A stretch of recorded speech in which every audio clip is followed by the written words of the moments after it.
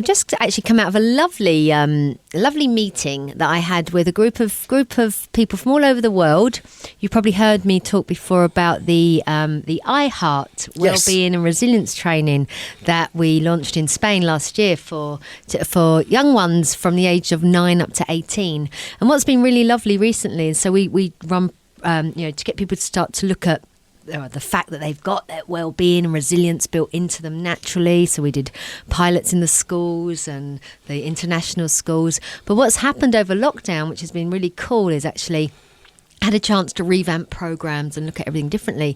And now we're in the position to run resilience tutoring on a one-to-one basis, either in person or online, which it was never designed for that, the curriculum that we designed. So I feel really passionate about that because, I've worked for many years in the area of addiction and recovery and helping adults and to look at how their mind works and where their feelings truly come from and all of that kind of stuff.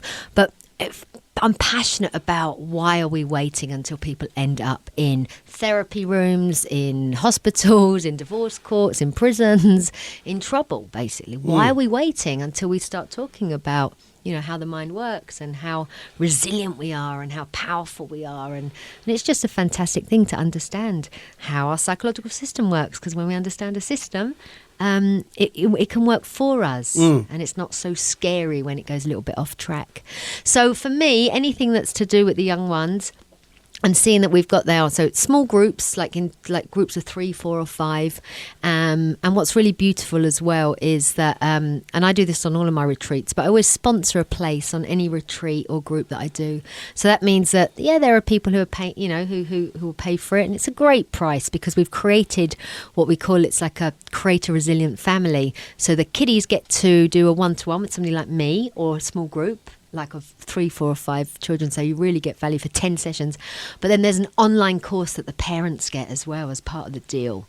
So it's really, really good value. And so a group, to join a small group is like, in pounds it's £200, so it works out about €240. And for a one-to-one tutoring, including the online program for parents, it's €590. It works out £500. So it's really good value. Like you're getting that, the children are getting that, and the parents. And for me, that's exciting news for the community, and that's exciting news because we're facilitators all over the world who have come together, who are part of the iHeart family, if you like, and everyone across the world, no matter where we are, going to charge the same. So it's not like some people, and it's so that's exciting. So we're just on a pilot group. That's where I just came from before here. So if anybody was interested in that course, just call me. You can look me up under the Serendipity Experience, and there is a page on there dedicated to iHeart. Is this on Facebook? I'm on Facebook. I've got a website. I'm on YouTube. So details will all be there. And see if you're interested for yourself, for your own children, or if you would like to gift one of these lovely vouchers to somebody, because for me it's the best gift we could ever give. We work with children from 9 years old, up to 18 or that sort of age within that particular program. We've got 2 different age groups within that program. But, for people that young, I was 43 years old. I'd been a therapist for many years then. I was 43 years by the time I really understood how the mind worked properly. And I thought the 25 years previous, where I was doing therapy, I knew. And then I really knew. I really woke up to something which pointed me in a different direction to what every other modality had been pointing to, and that was magical for me because it is actually even much simpler. That's what I see. It's much simpler than we make it. We have the power. We are so powerful. We're amazing. And to see these young ones step into their brilliance, is a beautiful thing. And if there's, if one child doesn't become the victim, if you like, of witnessing bullying behaviour or witnessing bad behaviour, if one child, then that's my job done, right? If one child has an easier kind of, so it's not easy, is it, being a kid? to witness the transformations, or to witness people having their insights, and it's an honour. For me, I've worked a lot with people and sort of from habits and addictions and recovery, and it's an honour. And it's an honour to be on a journey with these young ones. I also work with adults still, but seeing children that don't have so much resistance to it, because they go, that makes sense. Yeah, that's logical. Sense. Yeah. And I think that is what, we spend so much of our time in our sort of illogical mind, or our mind is functioning from an illogical premise, and it just makes sense when you realise what's going on. Do you think as we get older we get so cynical that as you say, the young ones are more perceptive to it? I think we're just so conditioned, and I don't even know that we realise how conditioned we are. And I was thinking yesterday, I was talking to somebody about within the iHeart curriculum, one of the topics that we do in session 8. It's called "Labels Are for Jars, Not for People."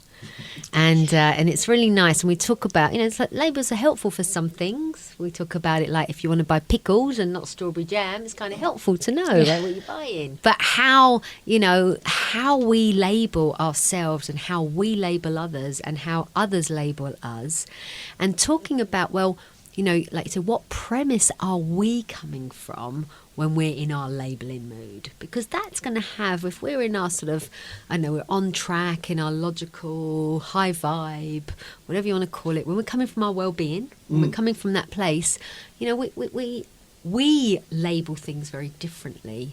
We label things with compassion or empathy. It's not about, it's not me. It's not, how does that affect me? We're not coming from that sort of victim consciousness. But when we are labeling ourselves or other people, and we're in that sort of low place ourselves, we're off track, we're in our illogical mind is being crazy and coming up with all sorts of nonsense and unhelpful, misguided thinking. What happens, I think, what we see there is... We can make a story of something. We don't realise that we might label something, or somebody else labels something. I don't know, you're creative, or you're this, or you're that, and we have to live up to these things. And then we don't realise how much pressure we put on ourselves. And so there is something about collapsing the stories. That's what I would talk a lot about, whether you call them beliefs or whatever you call them, but these stories that seem solid and real, but are actually being built on really unshaky foundations of understanding. So it's big stuff, and you catch them young enough, it feels like, we get the foundations more solid, and then they grow up, realising, okay, someone's not in a very good mood, cool, it's not nothing to do with me. Whereas most of us grew up with probably, was it something I did, or was it something I said, and we're treading on eggshells, and and we've got into this sort of way, and we were taught that, can't say that, you'll upset him, you can't do this, so there is a lot of covering up been going on for years and years and years. And yeah, it's cool. The kids and even the youth of today, I've got 2 children who are in their 20s. You look at them, their friends, they're really open, and they're in it's a very different way. It's not so, it doesn't feel like it's all so secretive, covering. But we grew up, I don't know, but I'm 52 next week, so I grew up in a very different world, and my parents grew up in a different world to that, where you didn't want to be seen to go against the tide. You didn't want to be seen to think differently, maybe, or it's just it's just what we do. And people are like, no, that doesn't make sense to me. I'm not going to do something that doesn't make sense to me. I think what is so powerful is, the power of the mind.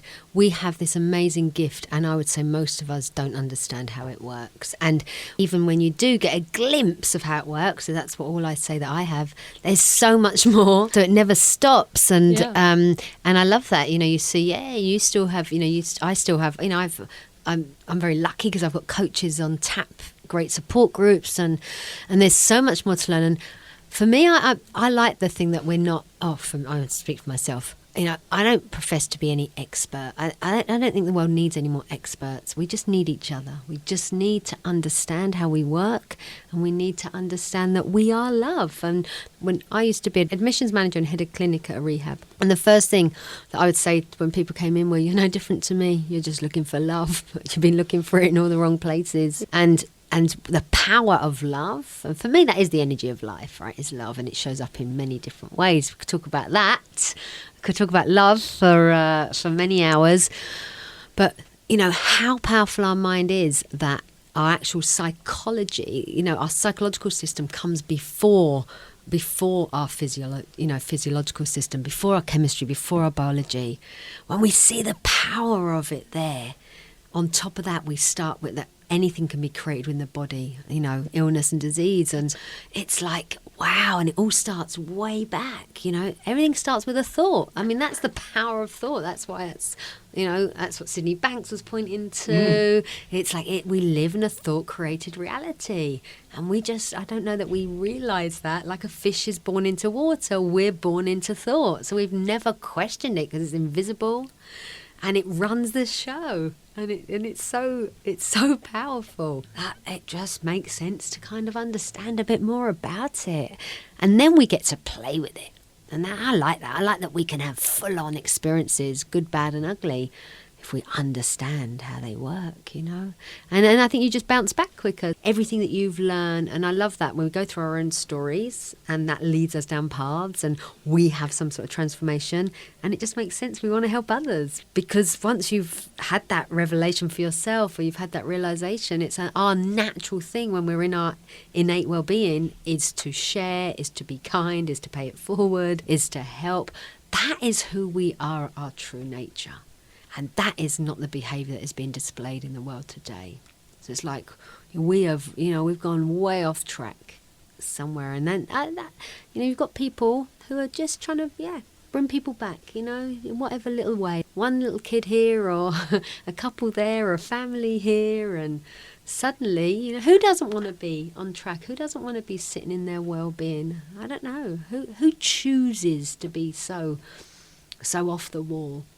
I'm not, I like to talk about the illusion of choice, but it's who would really choose that? So then we just see, wow, it's incredible that we don't all know this, that we've actually now built it into a business that you have to come and pay somebody to hear this stuff, whatever.